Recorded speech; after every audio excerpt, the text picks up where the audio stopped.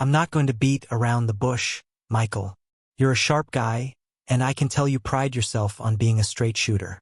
So I'm going to be just as direct with you, my wife's boss said, sipping an expensive glass of neat scotch. Our wives had just excused themselves from the table, heading off to powder their noses. I sat there watching a man I already disliked. He struck me as arrogant and self-absorbed, the kind of person who loved the sound of his own voice. Everything about him rubbed me the wrong way, from his smug demeanor to the flashy Italian suit he wore, something I could never afford on my salary as an investigative journalist for the local paper.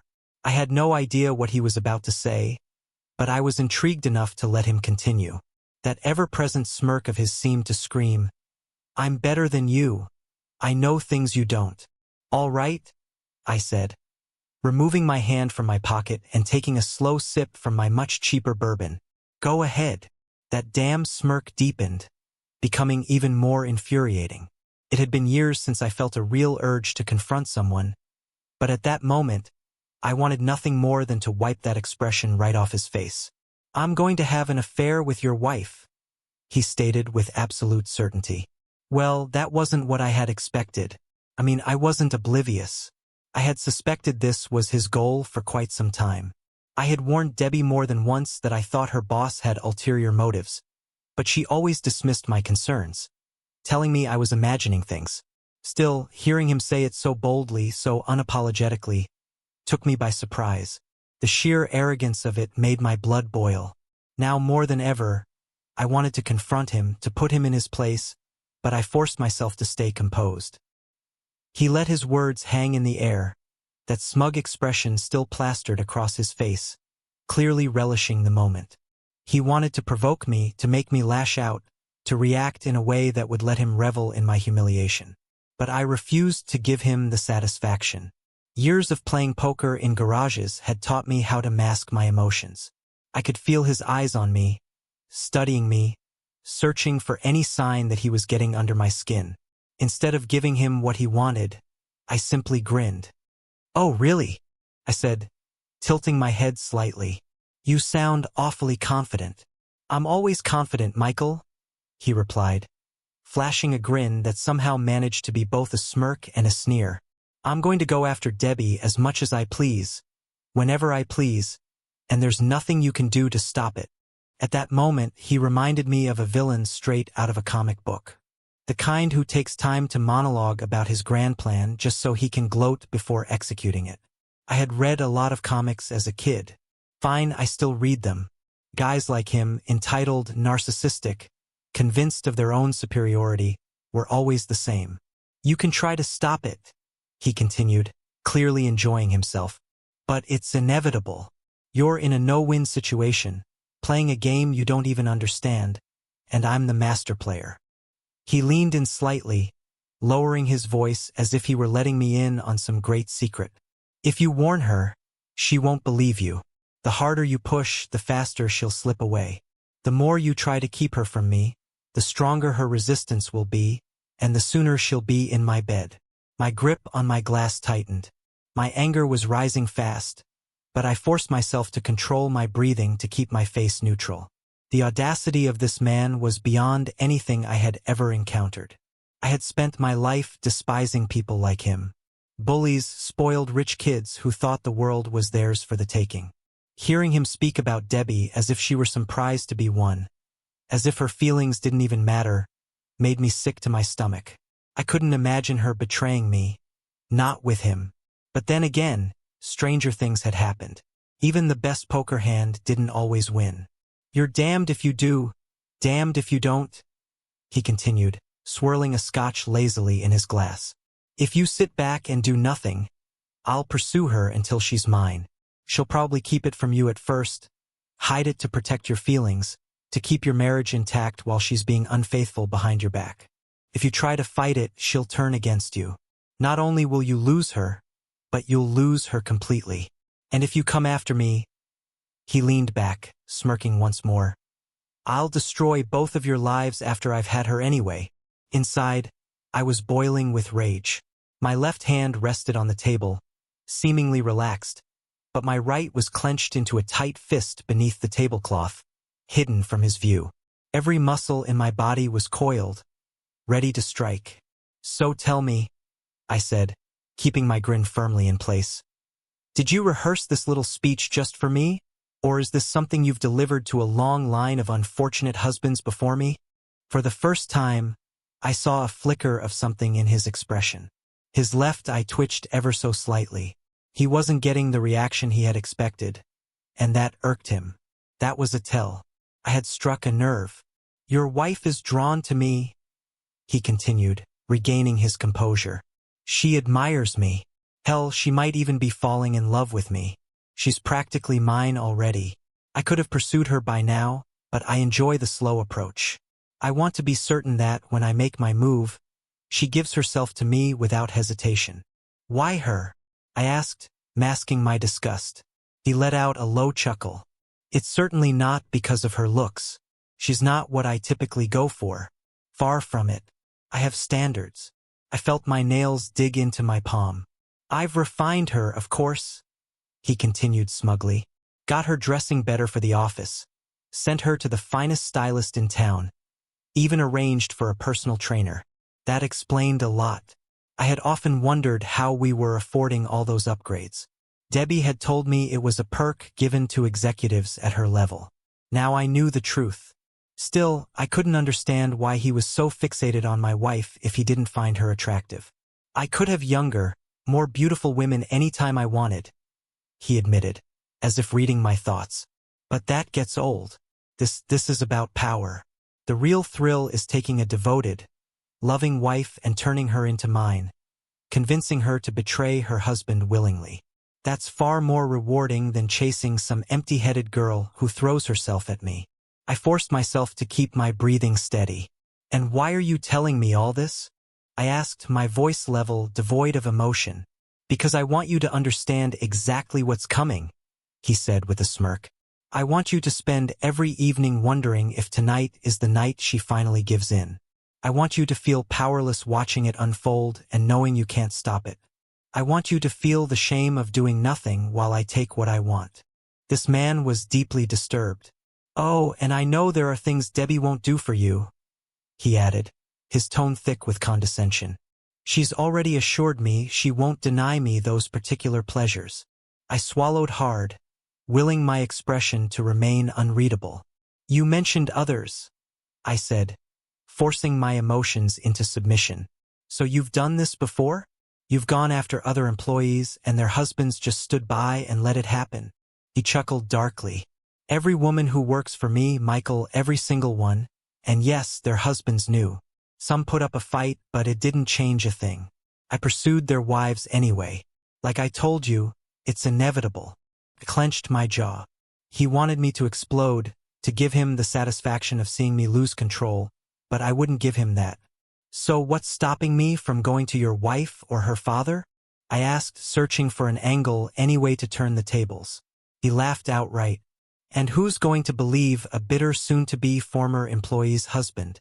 It wouldn't be the first time someone tried to shake me down with lies and baseless accusations." "Former employee?" I repeated.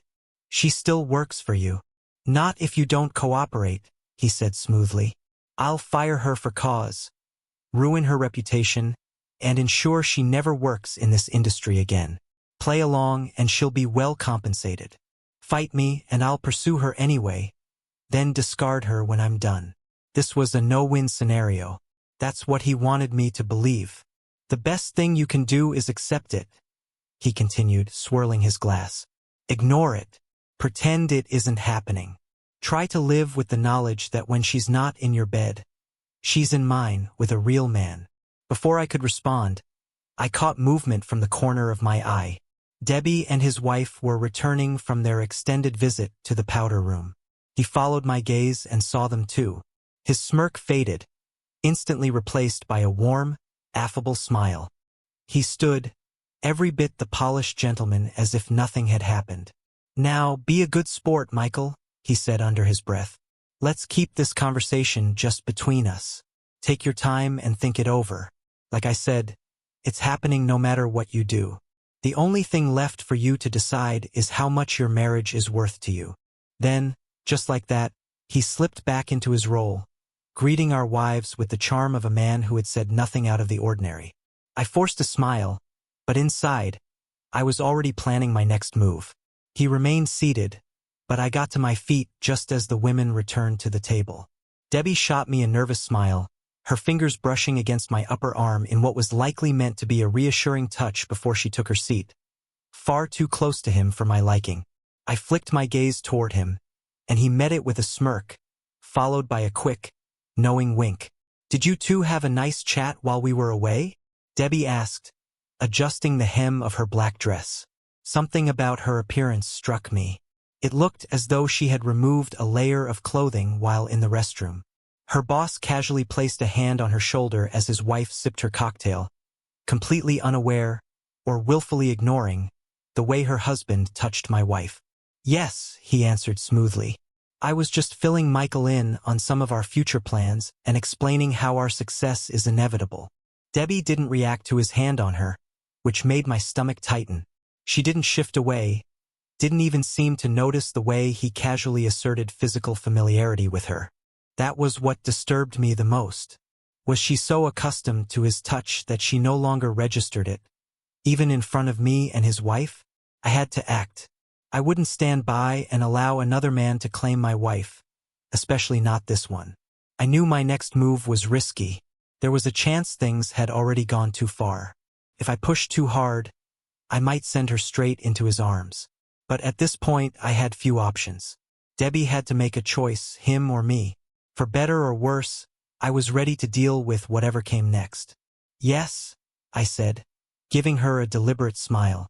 "If everything plays out the way your boss described, you might be changing jobs soon.